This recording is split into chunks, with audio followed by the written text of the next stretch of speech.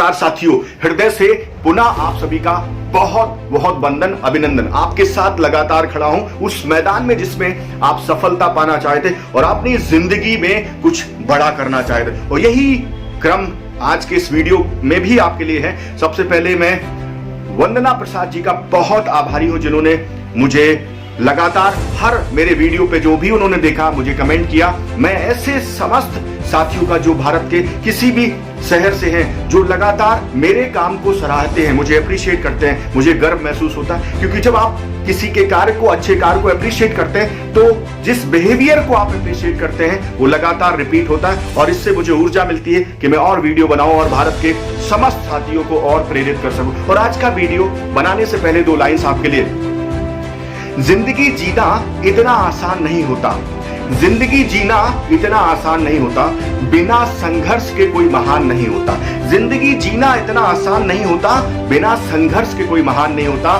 जब तक न पड़े हथौड़ों की चोट पत्थर पर, जब तक न पड़े हथौड़ों की चोट पत्थर पर, कोई भी पत्थर लोगों के लिए भगवान नहीं होता। और इसीलिए मैं आप सभी से कहना चाहता हूं कि अगर आपको जिंदगी में महान बनना है, जिंदगी में बड़ा बनना है, लोगों के लिए प्रेरणा का स्रोत बनना है, तो आपको पेन लेना पड़ेगा, दर्द से गुजरना पड़ेगा, अपने आप को नॉलेज के लेवल पे, स्किल के लेवल पे बहुत आगे लेके जाना पड़ेगा। इसी क्रम में आज का वीडियो है और एक सच्ची घटना से मैं इसकी शुरुआत करता हूं। 1973 की बात है। हमारे देश के एक बहुत बड़े विचारक, बहुत बड़े मोटिवेशनल लीडर, जिनका नाम है शिव खेड़ा, 1973 की वो बात कर रहे हैं। और उस समय वो बात कर रहे हैं कि उस समय उन पूरे देश में कोल माइंस में उनके पिताजी का कब्जा था। कोल माइंस के बहुत बड़े बिजनेसमैन थे उनके पिताजी, बहुत बड़ा नाम था, बहुत बड़ा काम था। लगभग 1000 से ज्यादा एम्प्लॉय उनके यहाँ काम करते थे। और रातों रात 1973 में गवर्नमेंट ने डिसीजन लिया कि हम इसको प्राइवेटाइजेशन से हटा के गवर्नमेंट के अंडरटेकिंग में कोल माइंस को दे देंगे। अब जो जितनी भी कोल माइंस होंगी सब सरकार की होंगी। और रातों रात अर्श से फर्श पे आ गए। एक दिन पहले कोई व्यक्ति अमीर था, 1000 एम्प्लॉय काम करते थे, और दूसरे दिन वो व्यक्ति रोड पे था। पिताजी के जाने के बाद जितने एसेट्स थे सब चले गए, सिर्फ लायबिलिटीज बची थी। और घर का गुजारा चलाने के लिए उनको घर के जो बर्तन है, जो सामान है, वो सब बेचना पड़ते थे। अपना कभी कबाड़ बेचना पड़ता था, कभी टेबल कुर्सियां बेचनी पड़ती थी। घर का जितना भी सामान था बिक रहा था। और उनका कहना है कि जब उनकी बेटी हुई उस समय उनकी मां के पास अस्पताल का बिल देने के लायक भी पैसे नहीं थे, और बहुत बुरी परिस्थिति से गुजर रहे थे, बहुत बुरी सिचुएशन से गुजर रहे थे। शायद हम में से बहुत सारे लोग ऐसी सिचुएशन से गुजरते। लेकिन 1975 में उन्होंने भारत को छोड़ने का फैसला लिया।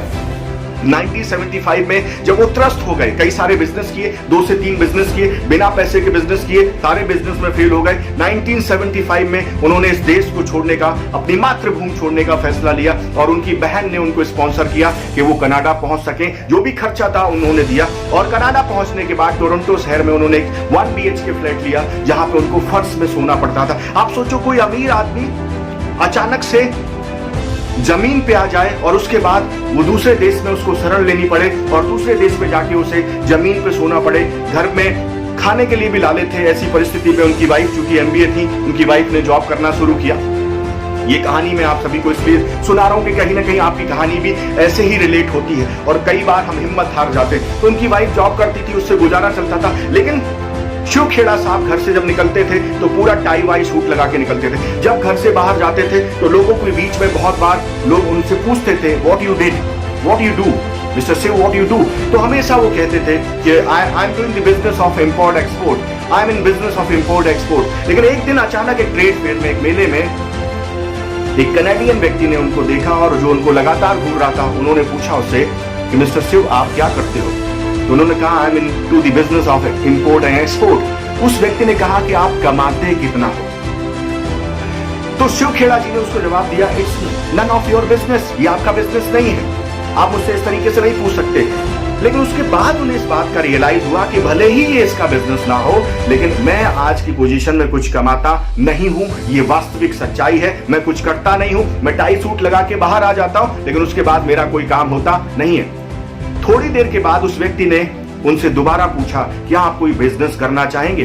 तो शिव खेड़ा जी ने पूछा, कि आप किस प्रकार के बिजनेस में है महोदय, थोड़ा विस्तार से बताएंगे। तो उस व्यक्ति ने कहा, I am into the business of simonizing the cars. Simonizing the cars का मतलब आप सभी को बता देता हूं।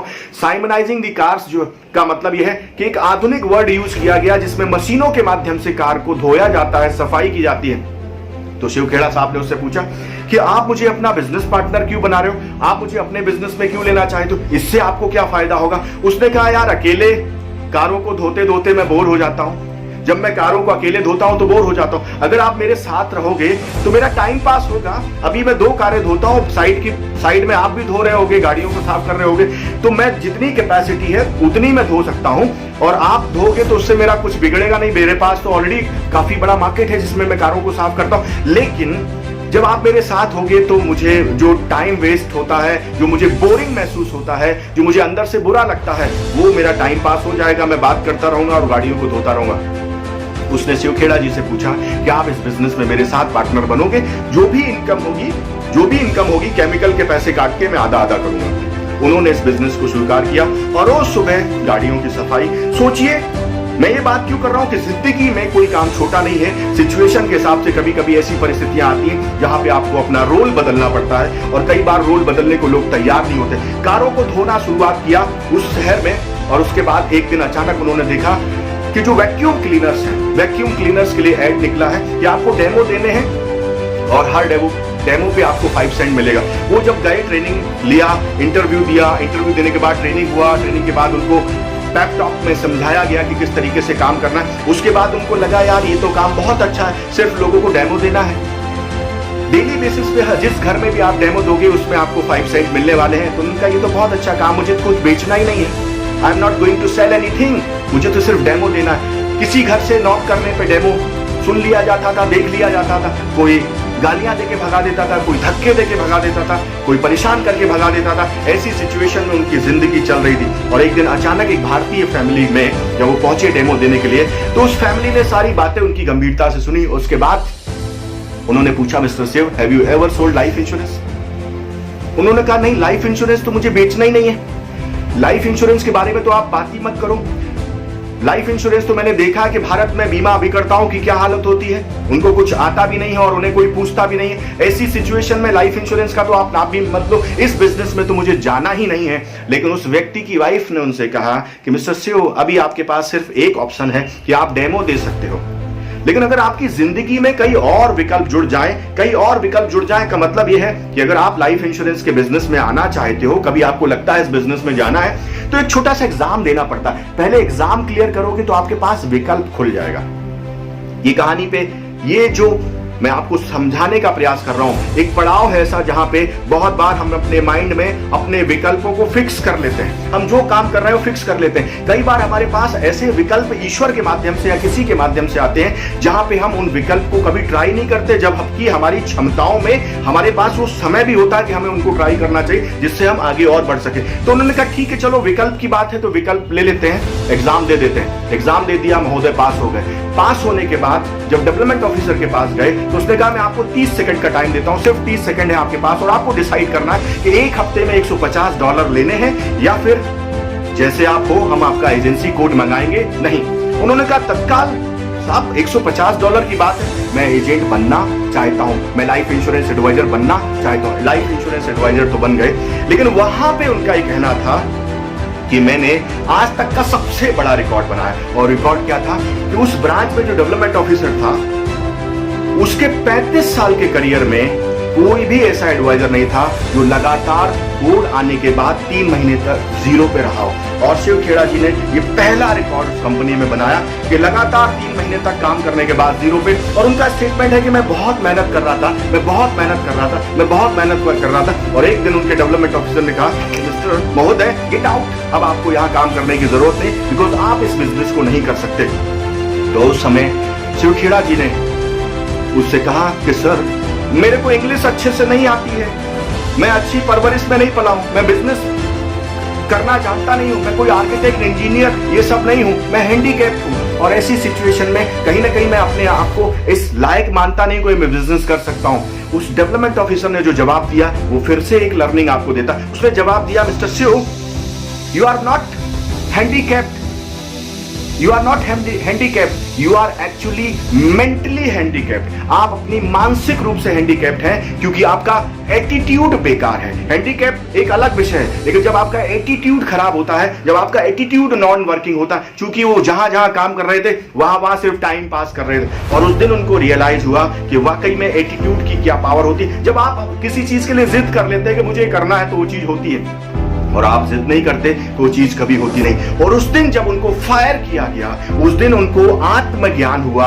उस दिन उनको ब्रह्म ज्ञान हुआ, उस दिन उनको इस बात का एहसास हुआ कि जिंदगी में धक्के खाते खाते कब तक आगे चलेंगे। कहीं ना कहीं तो हमें सेल्फ रियलाइजेशन करना पड़ेगा, और सेल्फ रियलाइजेशन करके आगे बढ़ना पड़ेगा। उस दिन उनका ये कहना था कि मैंने ये माना कि जिंदगी में कई बार समस्याओं की जड़ मैं खुद ही होता हूं, कई बार समस्याओं की जड़ मैं खुद होता हूं। समस्याएं बाहर नहीं होती हैं, समस्याएं मेरे अंदर होती हैं, और वो समस्याएं जो मुझे काम करने नहीं देती, वो जो मानसिक स्थिति मुझे काम करने नहीं देती, उसकी वजह से इंसान कभी आगे बढ़ता नहीं है। जैसे मैं लर्निंग के प्रोग्राम्स लेता हूं, जैसे मैं आपको सिखाने का प्रयास करता हूं, तो बहुत सारे लोगों को लगता है इसकी जरूरत क्या, बिकॉज ये जो ब्लॉकेज है ना, ये ऊपर वाला आपको हमेशा काम करने देता नहीं है, अगर आप इसकी सोच के हिसाब से चलते हैं। और अगर आप इसमें सकारात्मक सोच डालते हैं तो बदलता है। तो उन्होंने उस दिन डिसाइड किया कि कुछ भी हो जाए, अभी काम करना है। एंड अभी तक वो जो कर रहे थे, एक और लर्निंग आपको देता हूं, अभी तक वो जो कर रहे थे, प्रॉमिस कर रहे थे, दूसरों से वादा कर रहे थे, मैं ये कर दूंगा, मैं वो कर दूंगा, मैं ऐसा कर दूंगा। लेकिन उस दिन उन्होंने खुद से वादा किया।